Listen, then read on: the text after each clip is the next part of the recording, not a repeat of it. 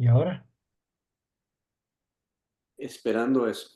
Buenas noches y bienvenidos. Estamos en Tito y estamos haciendo ah, un estudio de Tito que va a durar 4 semanas total. Esta es la tercera semana. Y la semana pasada vimos una sección muy amplia de Tito. Vimos desde el versículo 5 del capítulo 1 hasta el versículo 10 del capítulo 2. Y hoy vamos a ver una sección muy comprimida. Vamos a ver los últimos 4 versículos, 5 versículos del capítulo 2, nada más. Quizás nos metamos un poquito al capítulo 3, pero vamos a enfocarnos en esa sección.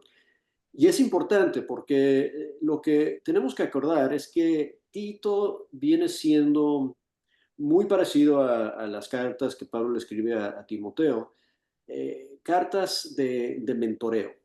¿Okay? Pablo está preparando a estos jóvenes, vamos a decir, para hacer un trabajo.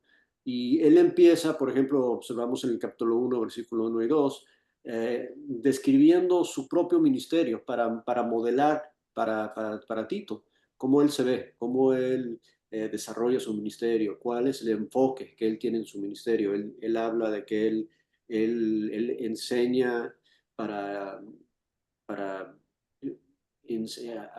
fortalecer la fe y el conocimiento de los siervos, que ese es el propósito de su ministerio. Um, y le instruye a Tito a que haga lo mismo y que también escoja o seleccione o busque gente para ayudarle en ese trabajo. Ese es el establecimiento de ancianos o obispos que vemos en el versículo 5 en adelante. Um, y el problema, obviamente, y la razón que es tan importante que Tito aprenda a hacer su trabajo bien, es porque hay mucha gente en Creta que están causando problemas. Y hablamos de ellos o se escribe de ellos al final del capítulo 1 y también al final del capítulo 3 que no hemos visto todavía. Pero por tanto, uno de los temas centrales en Tito, y una de las frases más repetidas es buenas obras, buenas obras, buenas obras, buenas obras. Y es importante porque las buenas obras llegan a ser lo que observamos la semana pasada, uh, la cosa, de hecho la única cosa que el ser humano puede hacer para embellecer o para adornar la doctrina de Dios. Le dice eso, por ejemplo, cuando le dice cómo entrenar o cómo enseñar a los esclavos o siervos. Le dice al final del versículo 10 del capítulo 2 que se muestren fieles en todos para que adornen la doctrina. Y si regresamos y leemos el 1 y el 2, que no lo vamos a hacer ahorita por falta de tiempo, vemos que habla mucho de prudencia o de dominio propio, y habla mucho de controlar y mantener las obras en armonía con nuestros dichos, con nuestras palabras, ¿verdad? El problema, por ejemplo, al final del capítulo 1 con los falsos maestros, el último versículo del capítulo 1 habla de que ellos eh, profesan conocer a Dios, pero no lo niegan con sus hechos. Y Pablo no quiere que Tito sea ese tipo de maestro. Y por eso le dice en el capítulo 2, versículo 7, ¿ok? Dice, presentándote tú en todo como ejemplo de buenas obras. Entonces, si tú vas a enseñar, si tú vas a predicar, tú también tienes que hacer buenas obras para que eso respalde y de hecho adorne el mensaje que estás proclamando. Todo eso es para que Tito aprenda y para que tú y yo aprendamos a qué se refiere Pablo con esa frase que utilizamos tanto en la iglesia.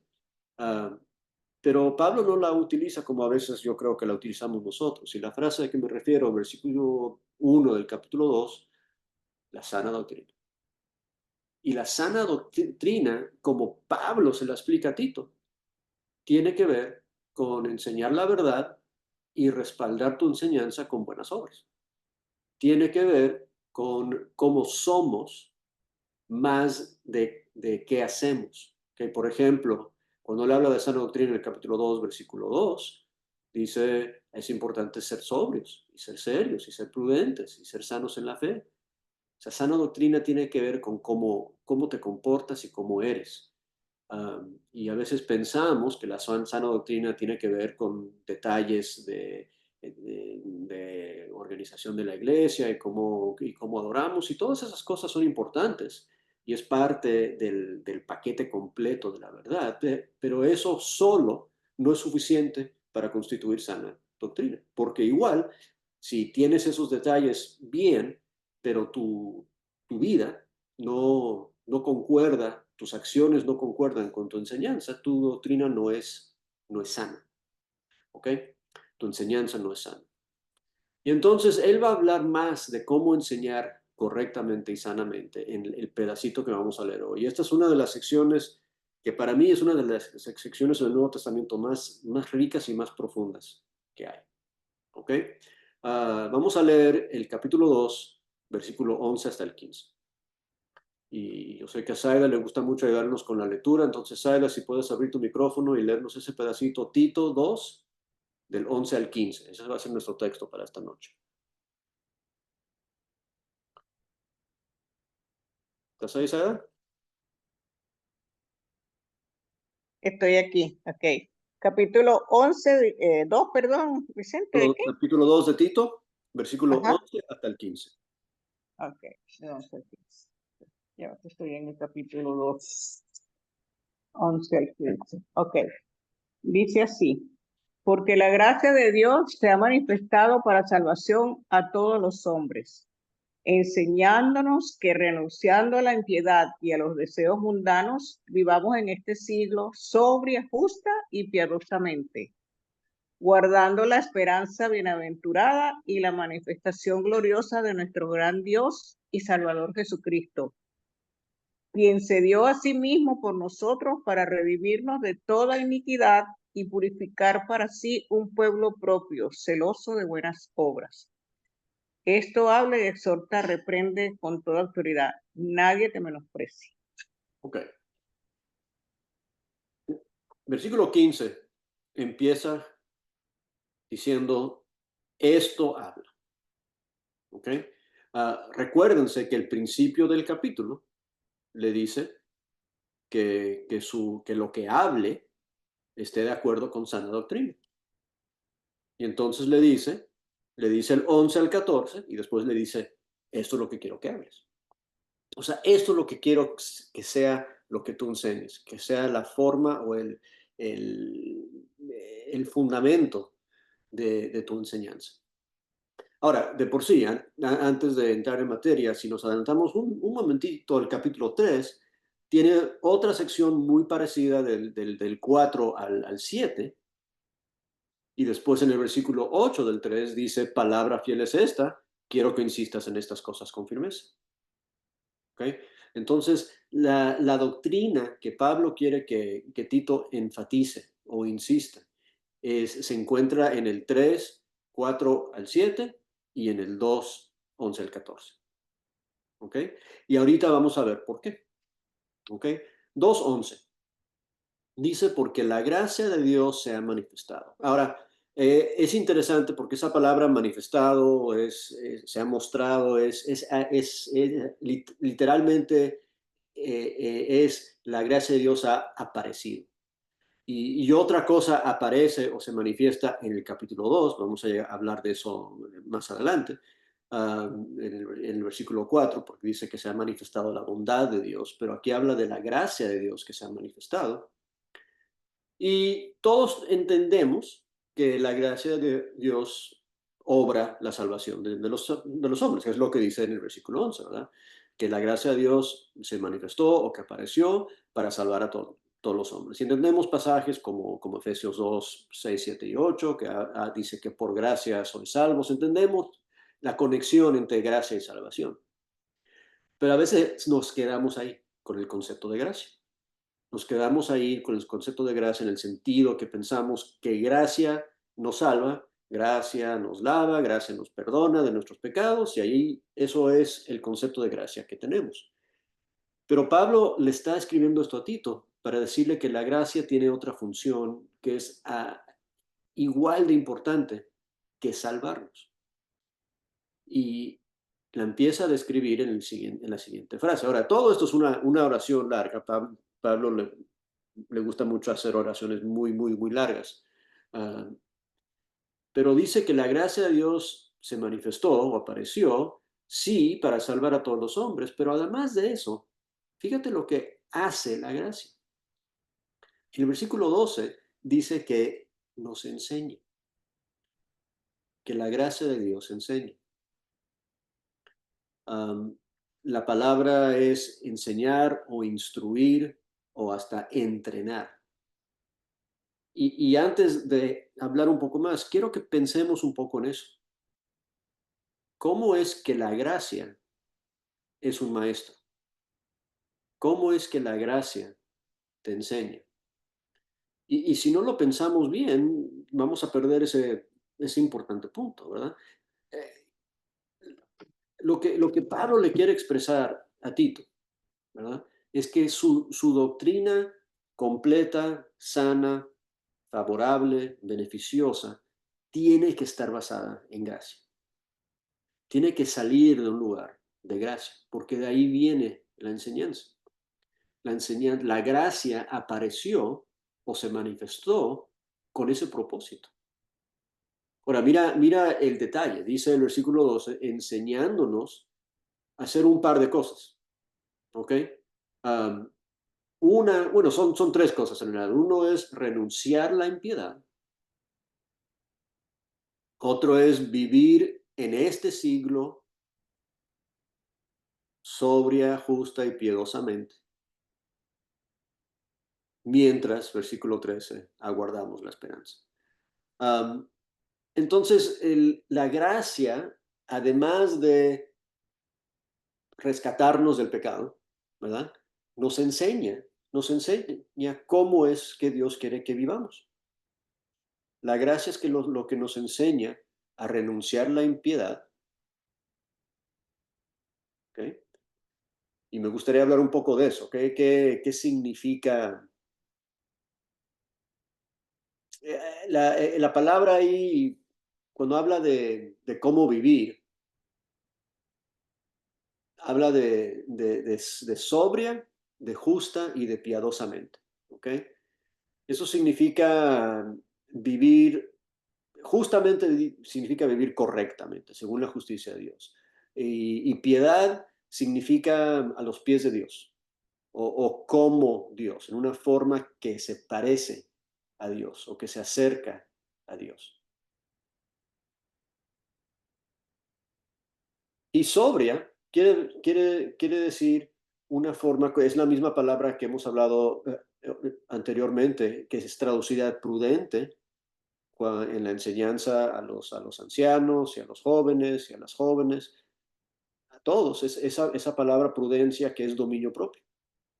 ¿Okay? Entonces, la forma que la gracia nos enseña a vivir es en control de nosotros mismos, en control de nuestros pensamientos, en una forma que tiene sentido.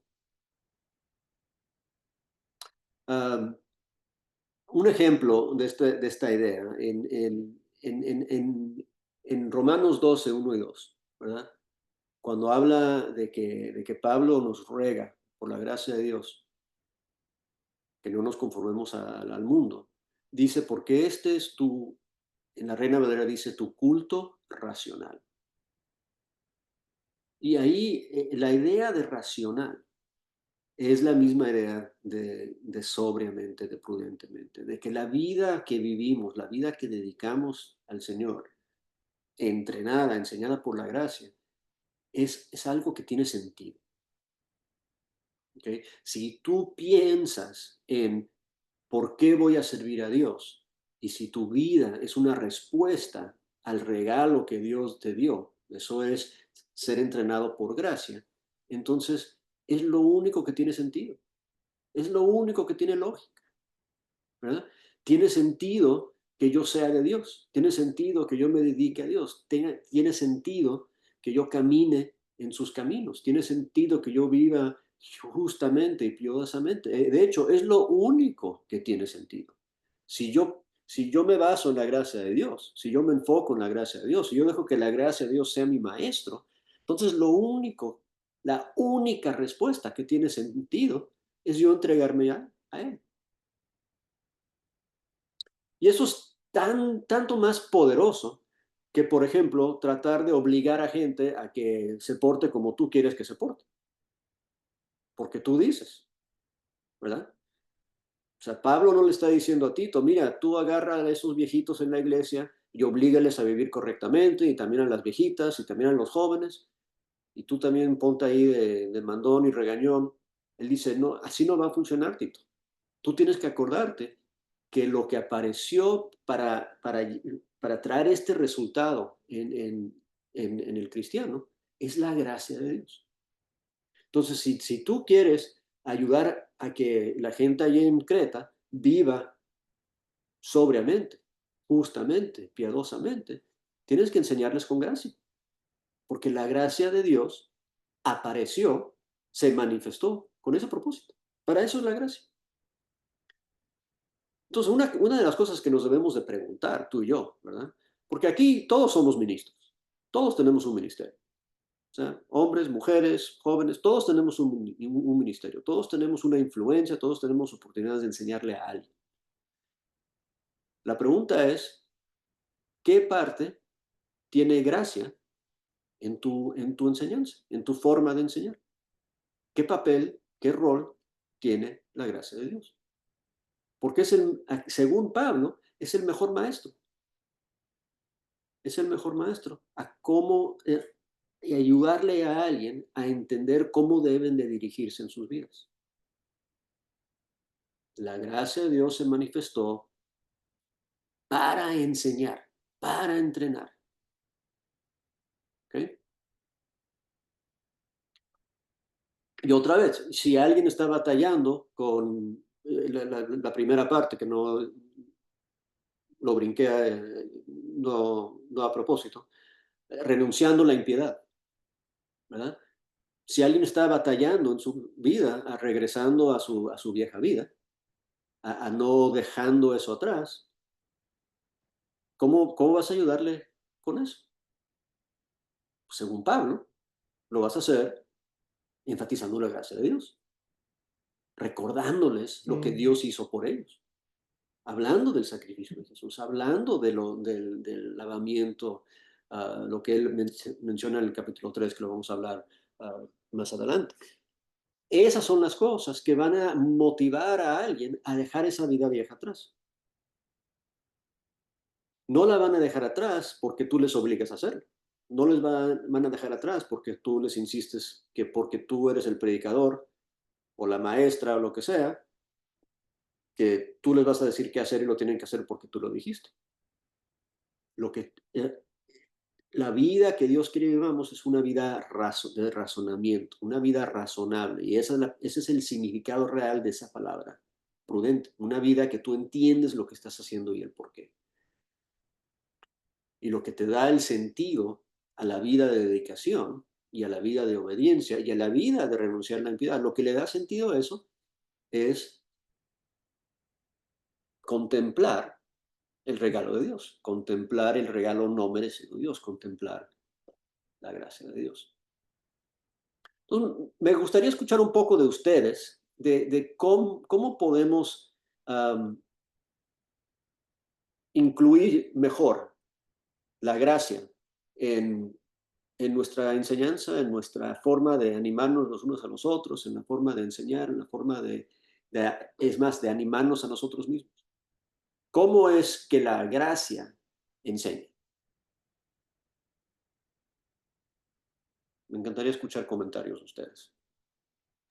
Hermanito, yo estoy un poquito confundida porque yo había escuchado la gracia por la que somos salvos, ¿verdad? Puede ser regalo inmerecido, ¿Mm? pero no lo, no había aprendido así que la gracia nos enseña. Ese es el punto. Por eso es tan importante e interesante este pedacito de escritura, ¿verdad? Porque estamos muy acostumbrados a hablar de eso, a hablar de que somos salvos por gracia. Sí. Pero eso te enseña algo. ¿Qué te enseña eso? ¿verdad? ¿Cuál es la enseñanza detrás de la salvación que te regala la gracia? Y cómo podemos incorporar eso mejor cuando estamos enseñándonos los unos a los otros.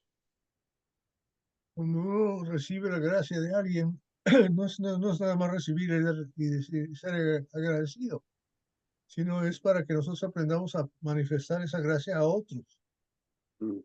¿Verdad? Si Dios me salvó, yo tengo que trabajar en salvar a los demás. Si yo llevo una vida pura, no es para que la gente diga que soy bueno, sino para que las otras gentes aprendan a llevar una vida pura, dar un ejemplo. Ejemplos he dado, ¿verdad? Cuando Jesús por eso se bautizó, para dar ejemplo a los demás, ¿verdad? Precisamente. La vida y las acciones y la dedicación es una respuesta a la gracia que hemos recibido. Hermanita Eugenia, su micrófono, hermanita. Sí, sí. Eh, estoy totalmente de acuerdo porque, por ejemplo, le voy a dar un ejemplo. El domingo pasado se habló sobre la misericordia acá en la villa, en Santiago. Ujú. Entonces, fue un hermano invitado de la congregación Nogales a la villa y habló sobre eso. Y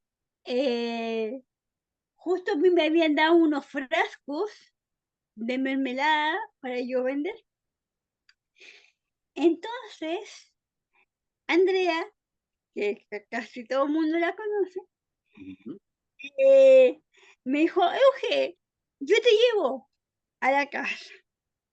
Y eso fue un gesto de misericordia. Entonces la Andrea me dice, Euge, nos están enseñando a ser misericordiosos. Si yo no practico, ¿de qué me sirve estar en una prédica si yo no la practico? Entonces, dice, Andrea, te lo agradezco porque los frascos son pesados. Más que yo ando con mi papá de 90 años, entonces habría sido muy difícil haber llegado a mi casa con 7 frascos de mermelada.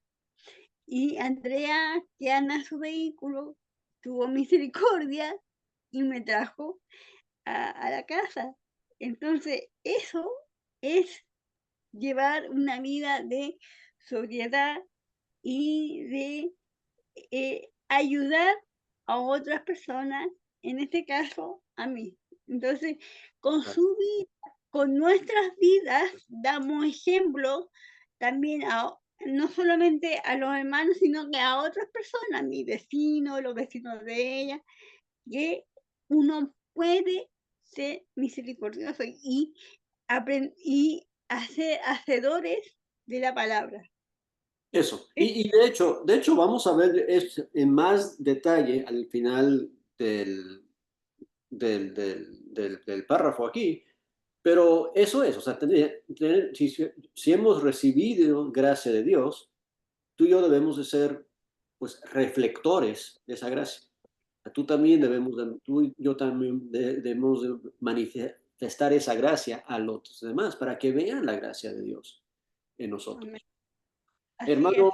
no, hermanita Rube había levantado la mano.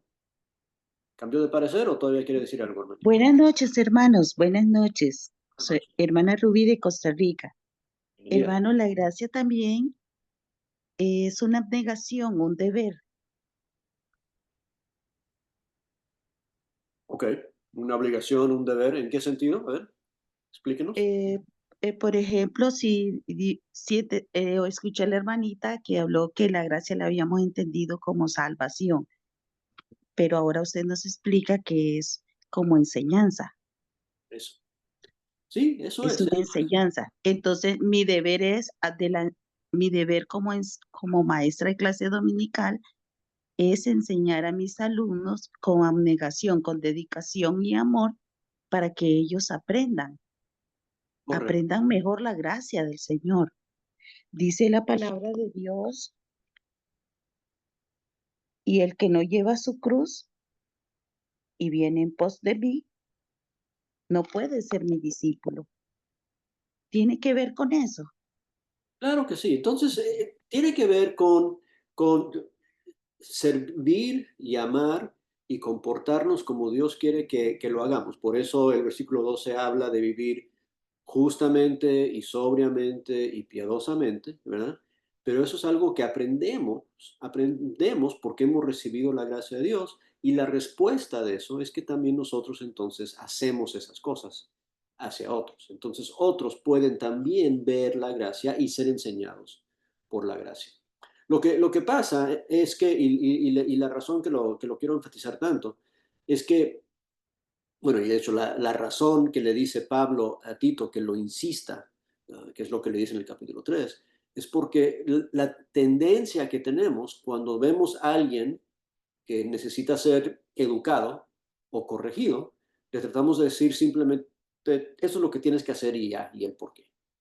¿Ya? La Biblia dice que lo tienes que hacer, hazlo y para de tus tonteras y haz lo que yo digo o lo que la Biblia dice, ¿verdad?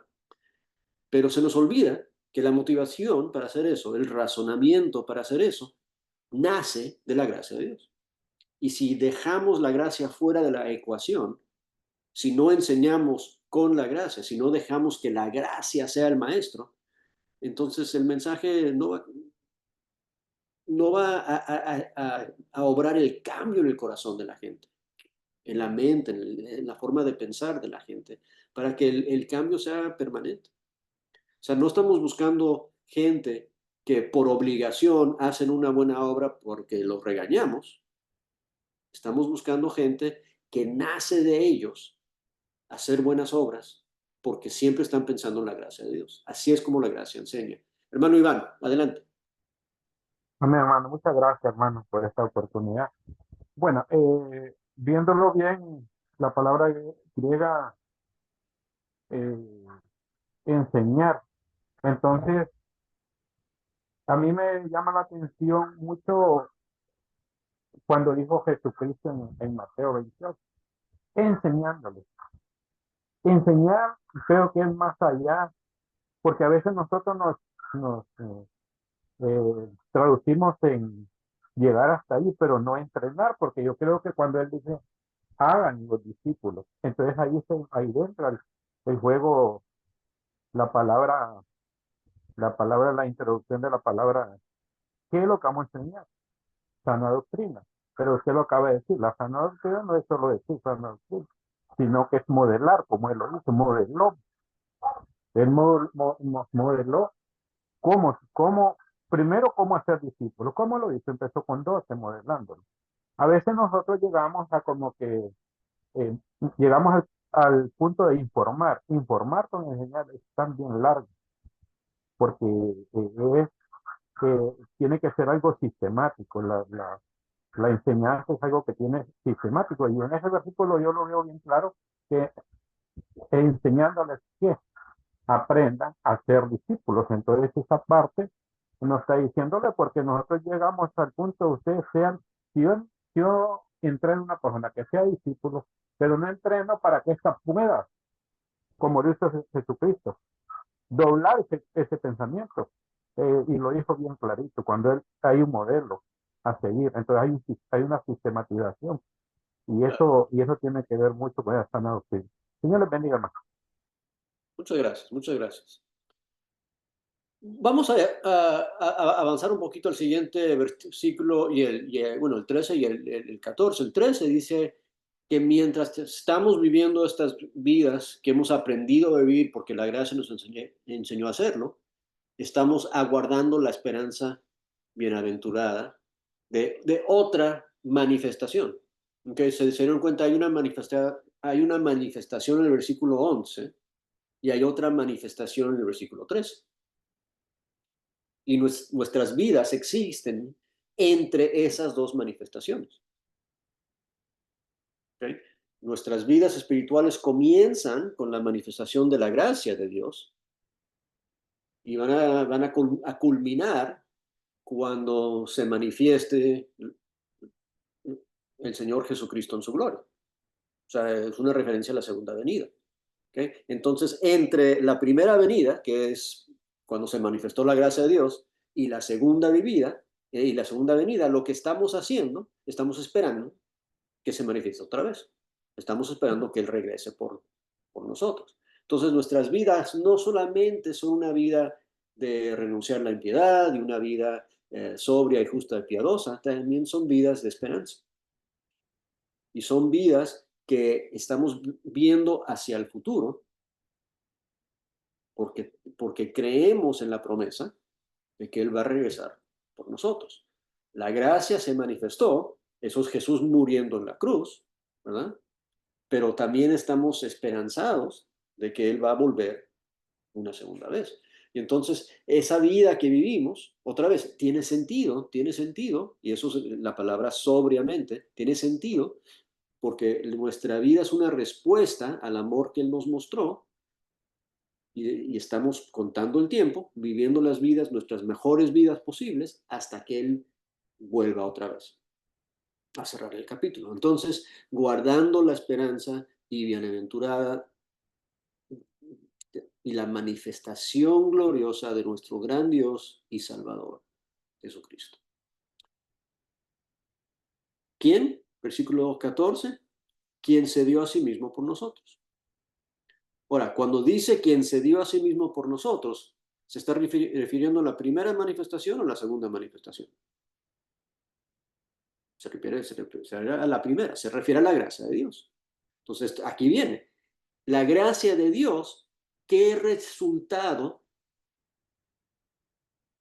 tenía o tiene? ¿Cuál era el resultado que estaba buscando Jesucristo cuando se dio a Él mismo por nosotros? Y esta es la razón que la gracia de Dios nos enseña. ¿Okay? Mira el versículo 14, dice, quien se dio a sí mismo por nosotros, ¿para qué? Para redimirnos de toda iniquidad y nos podemos quedar ahí. Y otra vez, eso lo tenemos muy claro, ¿verdad? Que la gracia de Dios, Cristo murió en la cruz para redimirnos de nuestros pecados. Eso lo entendemos. Entendemos por gracia sois salvos. Pero no nos quedemos ahí, porque hay más, ¿verdad? Para redimirnos de toda iniquidad y purificar para sí un pueblo propio. ¿Qué dicen? Celoso por buenas obras. ¿Okay? Él, cuando se sacrificó, o sea, Jesús se sacrificó, esa es la gracia manifestada. Lo hizo porque estaba buscando un resultado. Y el resultado tiene dos elementos. Uno es redimirnos de iniquidad, pero el otro era comprarnos para sí mismo, para que seamos posesión de Él, o lo podemos usar la palabra para adoptarnos, para hacernos parte de su familia, para que seamos personas que Él describe aquí como nos quiere. Celosos de buenas obras. Y allí está otra vez Pablo hablándole a Tito y escribiéndole acerca de buenas obras. Otra vez lo repite vez tras vez en esta carta. Buenas obras, buenas obras, buenas obras. Pero hay una diferencia entre ser hacedores de buenas obras y ser celosos de buenas obras. Porque si eres celoso de buenas obras, nadie te tiene que obligar a hacerlas. Si hacer buenas obras es tu celo, si hacer buenas obras es tu deseo, nadie te tiene que forzar a hacerlas. ¿Okay? ¿Cuántas veces hemos tratado de organizar un evento en la iglesia para hacer algún servicio y al servicio de oración vienen 150 personas y para este evento de servicio vienen 3? O vienen 10. Y uno se pregunta, ¿dónde está el celo para hacer buenas obras?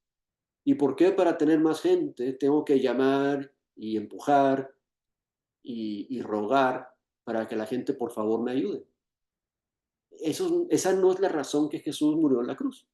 Él murió en la cruz para comprar gente propia suya, y convertirlos en gente que tenían ganas de hacer el bien. Eso implica un cambio de corazón, un cambio de deseo. Entonces, la gracia de Dios se manifestó en el versículo 11 para hacer eso, para producir celo para buenas obras.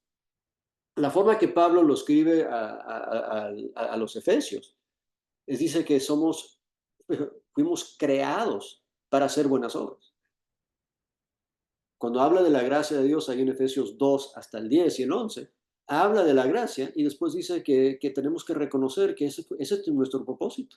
Para eso fuimos creados. Y las obras también fueron creadas para que anduviésemos en ellas.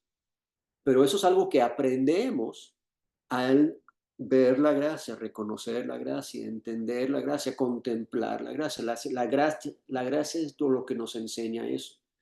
La gracia es que convierte el deseo de hacer buenas obras en celo. Porque estás tan agradecido con lo que Dios ha hecho por ti que quieres hacer lo mismo para otros y quieres hacerlo como una respuesta de agradecimiento a Dios. Eso es el celo. Entonces, la pregunta que siempre me hago cuando yo leo el versículo 14 es que si yo me he convertido en el tipo de persona que Jesús quiere. O sea, y pregúntate, ¿tú estás celoso de buenas obras? ¿Tú te despiertas todas las mañanas buscando algo bueno que hacer para los demás? Porque por esa razón se sacrificó Jesús en la cruz. Y cuando Él dice que la gracia nos instruye, nos entrena, nos enseña, es así es que lo hace. Porque cuando pensamos en lo que Él perdió, lo que Él sacrificó, y entendemos que lo hizo para comprarnos y para convertir nuestro corazón en un corazón que quiere hacer el bien, entonces lo estamos decepcionando si no nos dejamos cambiar de esa forma. Y eso es donde empezamos a pensar sobriamente, con sentido, con razonamiento. Oye, ¿qué es lo que tiene que pasar aquí en mi corazón? ¿Qué es lo que tiene que pasar en mi vida? Yo tengo que ser alguien que renuncia a la impiedad. Yo tengo que ser alguien que quiero vivir justamente y correctamente y a los pies de Dios. Y yo quiero que Él cambie mi corazón, porque yo quiero hacer lo que Él quiere que yo haga. Y yo lo quiero hacer por las buenas, no por obligación, no porque lo tengo que hacer porque tengo miedo del infierno, pero porque lo quiero hacer porque ese es mi ser. Para eso murió. Eso es lo que aprender de gracia significa. Y yo sé que yo puedo ser mejor maestro incorporando más el mensaje de gracia en mi enseñanza. Eso lo tengo claro y tengo que hacerlo más. Y no solamente cuando enseño en grupos, enseño en clases, pero también cuando hablo con mí mismo, cuando me enseño a mí mismo, porque también nosotros todos somos maestros también del que está en el espejo. ¿Y cómo te motivas a ti mismo? ¿Cómo hablas contigo mismo? Y la mejor forma de hacerlo es incorporando en tu cabecita el plan de gracia, la idea de gracia. ¿Cómo es que gracia me enseña? ¿Cómo es que gracia me entrena? Y por eso, cuando llegamos al versículo 15, y Pablo le ha estado diciendo a Tito que enseñe sanamente, aquí le dice, mira, Tito, esto es lo que tienes que hablar. Lo que te acabo de decir, habla esto. O sea, Tito, habla de la gracia de Dios, habla del sacrificio de Jesús, habla de cómo Él quiere gente que es suya, celosa de buenas obras. Habla de eso, Tito. Habla de la esperanza de su segunda venida y habla del sacrificio de su primera. Habla de eso, Tito. Y con este mensaje, con eso exhorta y reprende. Entonces eso significa que la gracia no solo enseña, pero la gracia también puede exhortar y la gracia también puede reprender. Y ahí está otra. ¿Cómo exhortas? ¿Cómo animas? ¿Cómo regañas? ¿Cómo reprendes? Lo haces con la gracia de Dios. Mejor empezar a hacerlo. Aprende a hacerlo. Aprendamos a exhortar con gracia. Aprendamos a reprender con gracia. Aprendamos a enseñar y entrenar con gracia. Porque así es como nadie nos va a menospreciar.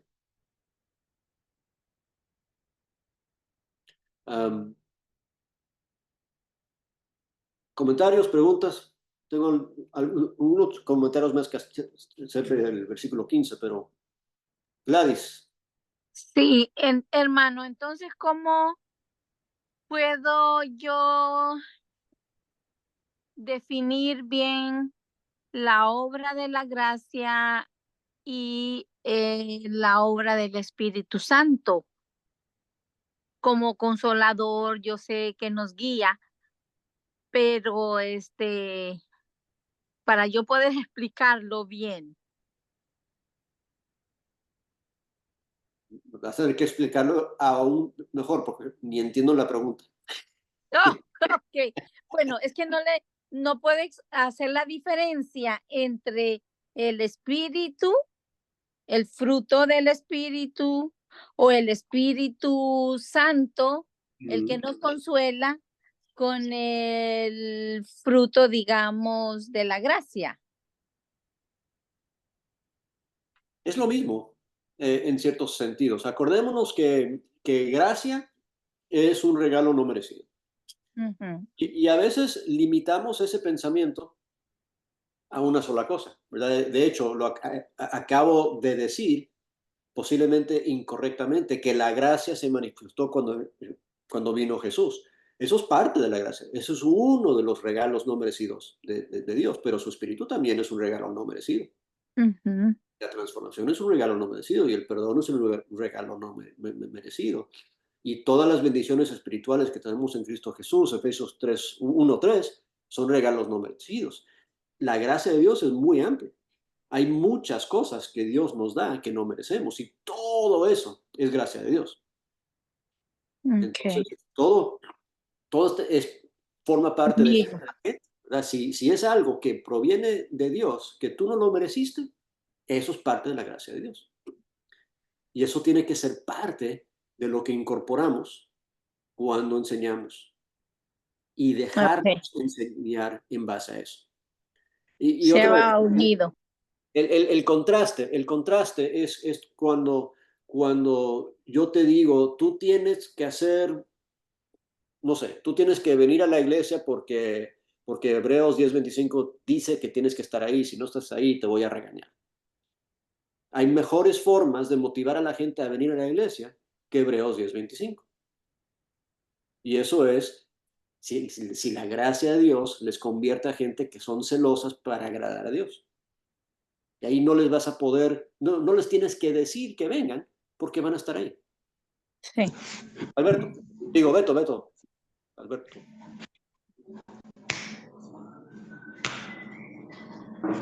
Toca, Beto. Solamente quería añadir a lo que acaba de decir, que es la definición, es que solamente limitamos la gracia al efecto del perdón, ¿no? Que es algo que no merecemos. Pero el apóstol Pablo, no solamente aquí, sino en muchas partes, inclusive en 1 Corintios, dice, por la gracia de Dios soy lo que soy. Por la gracia de Dios él es un apóstol. Pedro nos enseña también que la gracia de Dios tiene muchas formas, que nosotros somos administradores de la multiforme gracia de Dios y que eso se manifiesta en los diferentes dones o capacidades que Dios nos ha dado. Porque todo lo bueno viene de Dios. O sea, cuando yo tengo que hacer las cosas siempre por obediencia, entonces es mérito mío. Mientras que si todo lo hago por la gracia, entonces todo es mérito de Dios. La gracia nos enseña, la gracia nos motiva, nos fortalecemos en la gracia, le dijo Pablo a Timoteo, fortaleceos en la gracia y en el poder de su fuerza. O sea, la gracia tiene muchísimas formas y todo lo que nosotros inclusive no podemos lograr por nosotros mismos o que simplemente o que lo alcanzamos simplemente porque Dios nos lo ha regalado. No es porque yo sea tan especial, Él me lo dio.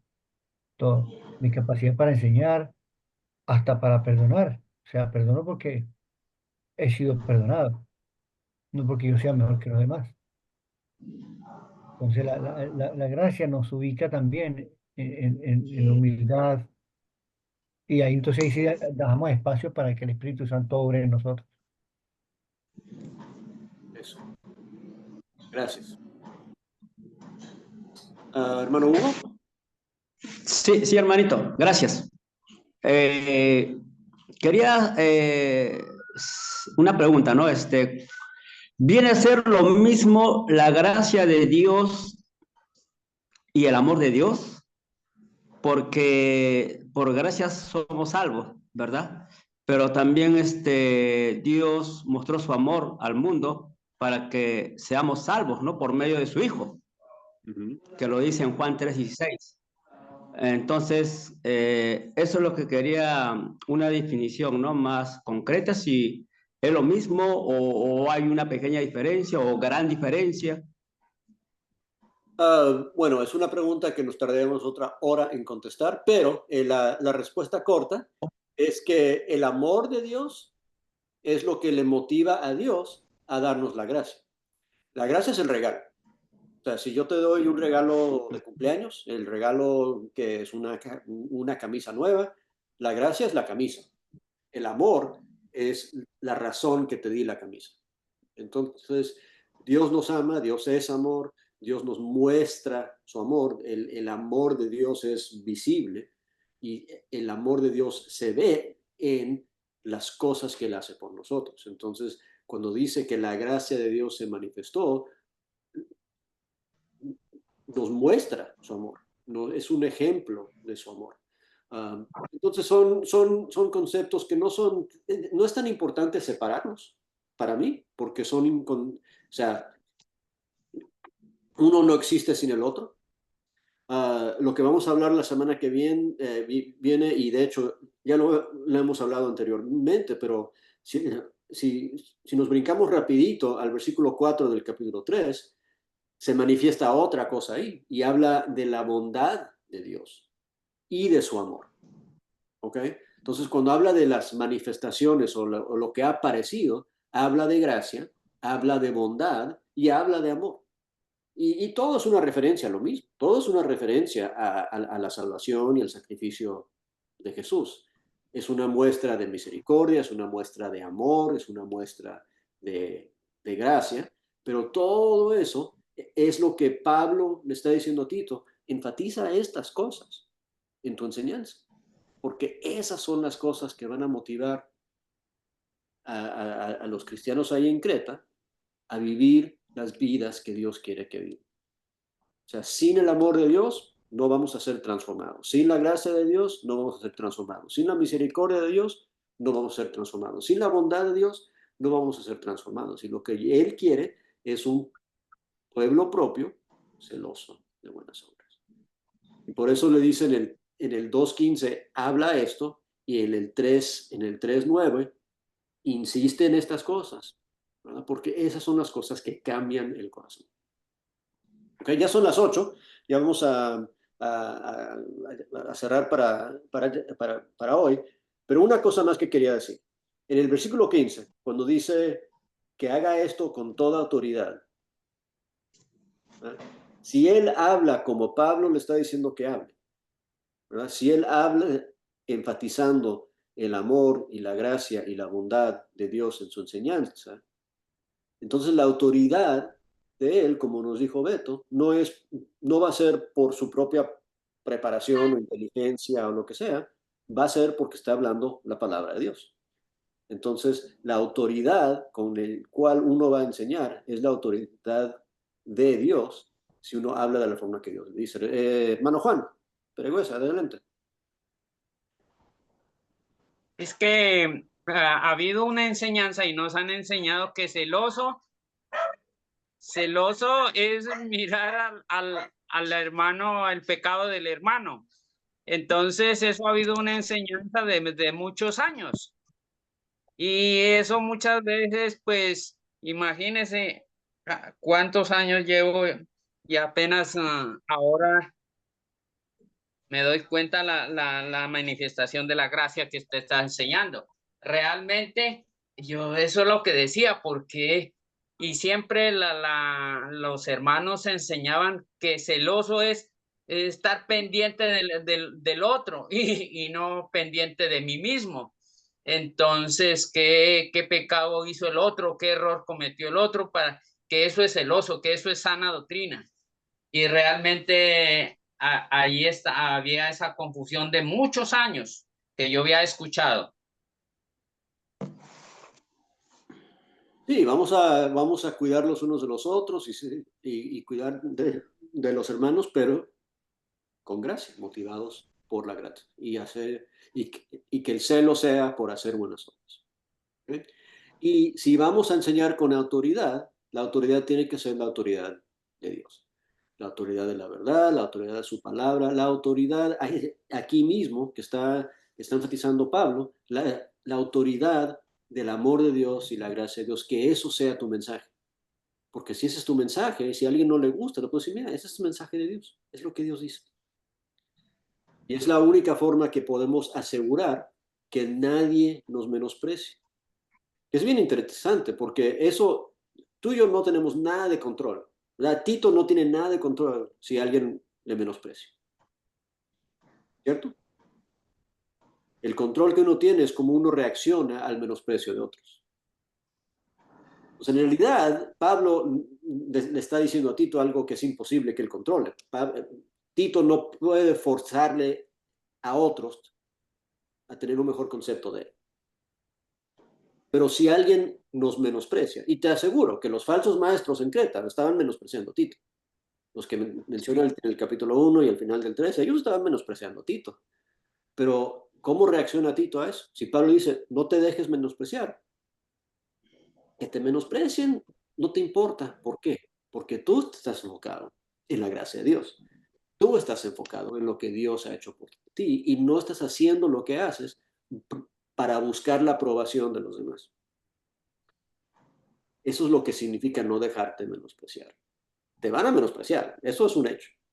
Menospreciaron a Jesús, ¿verdad? Le faltaron el respeto, pero a él no le importaron, porque él solo le interesaba como era visto en los ojos del Padre. Y de ahí viene cómo la gracia nos enseña, cómo la gracia nos entrena. Ya se nos pasó el tiempo, vamos a dejarlo ahí. Vamos a continuar este pensamiento la semana que viene para concluir la carta. Vayan leyendo el capítulo 3 y vean las similitudes en el 3, 1 al 8, en lo que vimos al final del capítulo 2. ¿Ok? Hermano Hugo, nos dirige una oración de cierre, por favor. Sí, hermanito.